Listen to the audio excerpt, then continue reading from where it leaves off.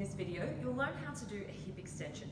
It's a fantastic glute strengthening exercise and it's really going to get them firing. So to begin with, lying on your back, keep your shoulders relaxed and walk your heels in close to your butt, your feet hip width apart. If you lengthen your arms along the ground, you should be able to graze the backs of your heels with the tips of your fingers. Keeping your feet here, long spine, take an inhale. Then as you exhale, squeeze your butt and drive your hips towards the ceiling as high as they can go. When you get to the top, you're going to hold here for at least 3 seconds. At the top, keep tight through your midsection and squeezing your butt muscles as much as you can. This is going to take the pressure off your lower back. So if you're feeling this in your back, you just need to turn your core on a little bit more and keep squeezing your butt. Have a quick look down at your knees. Check that they're still hip width apart and not splaying out or caving in. And slowly, with control, lower all the way back down. The key is to do it slowly.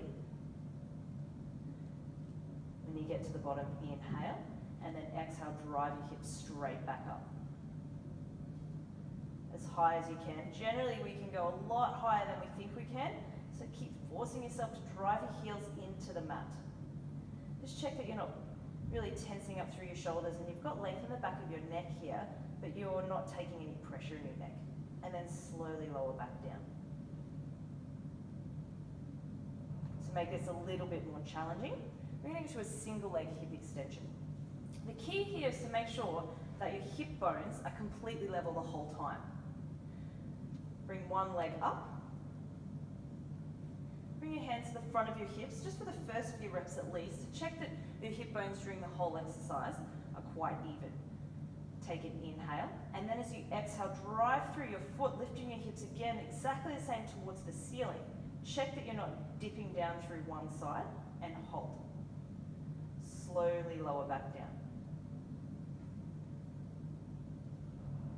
Inhale at the bottom, exhale, drive back up.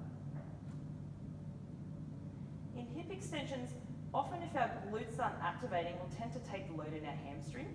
So if you immediately feel like you're cramping up through your hamstring, there's a couple of things you can do. You can walk your feet a little bit closer towards your butt, it'll turn them off a little bit more.